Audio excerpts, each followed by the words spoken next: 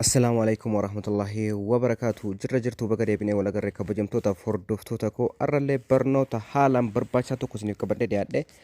Barnoota har'aan keessatti akkaataa bilbila keenya irratti keessaafuu namni musliima ta'e jechuudha. Appilikeeshiniiwwan sadiin tokko kan baay'ee barbaachisaa ta'e jechuudha. Haala itti fayyadamuun isinitti argisiisa. Keessaafuu yeroo ramadaanaa akkasuma jechuudha waan biraa bilbila isaatiin gurguru waan akka feesbuukaa sooshaal miidiyaa biraa fayyadamuu irra jechuudha. Namni quraanaa fi hadiisa waan tokko dubbisuu arabiif hin dandeenyes jechuudha. Appilikeeshiniiwwan kanneen fayyadamuun faayidaa hedduu akka irraa argatudha. Kana isinitti argisiisu jechuudha. Kanaaf namni calqaba chaanal kiyyaaf haaraa ta'e yoo jiraatan chaanal kiyya sabskiraayib gochuun maatii naaf ta'uun jajjabeessa isiniin jedha. Viidiyoo tanas laayikiidhaan eegaraa sheer koomentii gochuun irraanfatinaa isiniin jedha. Barnoota irraa keessatti appilikeeshinii sadiin tokko isinitti argisiisa jechuudha.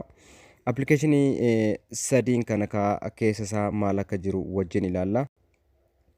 Calqaba pileestoorii keessanii seentanii yookaan immoo namarraas nama qaburra dabarfachuudha dandeessan jechuudha. Inni duraa musliim munaa jedhama appilikeeshinicha jechuudha. Akkanatti bifa kanaan sarchii yoo gootan isinii dhufa jechuudha. Calqaba irratti kan isinii dhufu anamma kunoo musliim munaa ramadaan jedha. Duraan ani buufadheef ooppiin godhee bana jechaadha.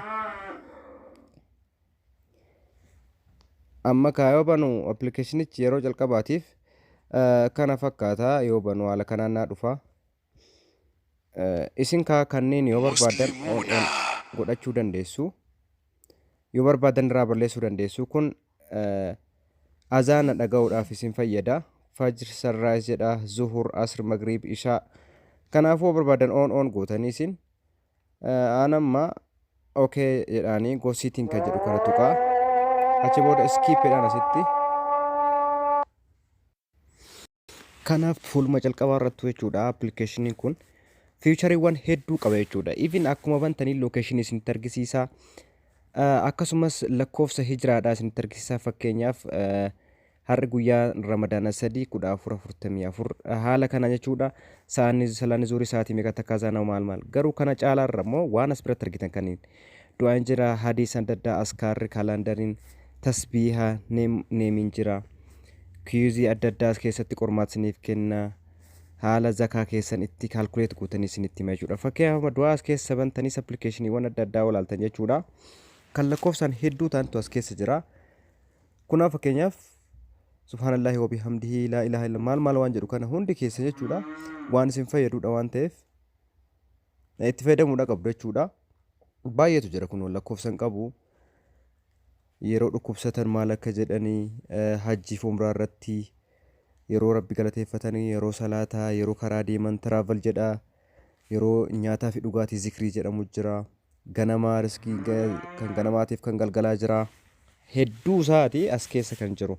Hunda isaanii yoo bantan tokkoon yeroo fakkeenyaaf irri barraaqaan maal akka jedhamu as biratti akkuma argitan gana jechaadha. Kunoo alhamdulillahi alladhii ahyaanaa ba'da maa amatanaa wa ilayhi nushur jedha. Kunoo akkuma argitan jechuudha. Lakkoofsa hedduudha. Normaalii ani isinitti himuu isintu ilaallata jechaadha.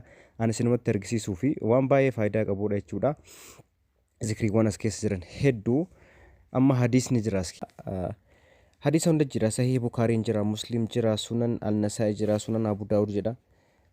Kitaaboleen hundi kan hadiisan hadiisul qudsi jedha as keessa jira. Afaan Arabiffaatii fi afaan Ingiliffaatiin jechuudha. Kanaaf akka barbaadanitti dubbistanii jechuudha irraa hubachuu dandeessanii kooppii gootanii iddoo feetanitti sheer gochuudha dandeessan. Inni biraa maalni as keessaa baatanii yoo duubatti deebitan jechaadha. As keessa fakkeenyaaf azkaarri adda addaa jira. Zikriiwwan adda addaa zikrii ganamaaf galgalaa jira. Kunoo zikrii ganamaa fi galgalaa jira. Namni baay'een hin beeku jechuudha. Zikriiwwan galgalaaf ganama jedhaman jiran isa san beekuu ni dandeessanii. Kalaandariin jira as keessa fakkeenyaaf kun hijiraadha. Girigooriyaan kalaandarii akka lakkoofsa warra faranjootaatti jechuudha. Kunoo 25 maarchii 2023 jedha. Akkasuma tasbiihni jira as keessa. Tasbiiha gochuu yoo barbaaddan tasbiihni baay'eetu jira as keessa. Kunoo fakkeenyaaf kana amma yeroo 33 jechuu barbaadan kanaan lakkooftanii kunoo akkanatti jechuudha. Lakkaayaa haga barbaadan isinii guutaa. Lakkoofsa waan kana dabalachuu barbaadan immoo bakka kana dhuftanii dabalachuu dandeessanii itti barreeffachuu dandeessan jechuudha. Kanaaf haala kanatti fayyadamuu dandeessu. Inni biraa as keessa kan jiru maqaaleen rabbii as keessa jiranii maqaalee 99 as keessa jiru kunoo Ar-Rahmaan Ar-Rahiim Al-Maalik Al-Quddus As-Salaam maal kan jedhu hundi isaa 99 hiika isaa wajjin jira. Kuizii gaafilee adda addaa as keessa qormaata isinii kenna dubbistanii qortiin qormaatamuu dandeessan jechuudha. Yoo kun isinii bane fakkeenyaaf kun amma as keessa kun amma gaafiidha. Filannoo isinii kenna kana dubbistanii kaatanii kuweeshinii lamaffaan jira fakkeenyaaf as bira dhuftan. Yoo deebistan yoo dogongora ta'e kanatti isinitti himaa beeksa laaltan jechuudha deebisaa sirrii argachuudhaaf gaafii lammataatti dabartanii haala kanaan of qoruu dandeessan jechuudha. As keessa fakkeenyaaf zakaa haala itti kaalkuleetii godhatanii jira kun as keessa zakaa keessan doolaaraa asitti galchuudhaan mani yoo ta'e yookiin goldii fi silvarii yoo ta'e warqii fi silvarii yoo ta'e maallaqa yoo ta'e biizinas asseetii waliigalatti maallaqa isin qabdan aazar asseetii kaalkuleet gootaniin jechuudha. Itti fayyadamuu dandeessan as dhuftanii zeef gootan jechuudha. Kanaaf appilikeeshiniin kun waan baay'ee of keessaa qaba itti fayyadamuu dandeessu. Appilikeeshiniin inni biraa kan isinitti argisiisu hiika quraanaa afaan Oromootiin kan qophaa'e appilikeeshiniin kuni Play Store irra jira. Seenee isinitti argisiisa. As biraaf akka sarchii kanatti Oromoo Quraan jettanii yoo sarchi gootan jechuudha. Isinii dhufa. Baay'ee miidhagaa haala hiikaan isaallee baay'ee namatti toluun kan qophaa'edha jechuudha. Kanaaf isa kana sarchi gootanii jalqaba irratti isinii dhufa. Kunoo an amma Oromoo Quraan jedha. Aayikaan isaa kana fakkaata.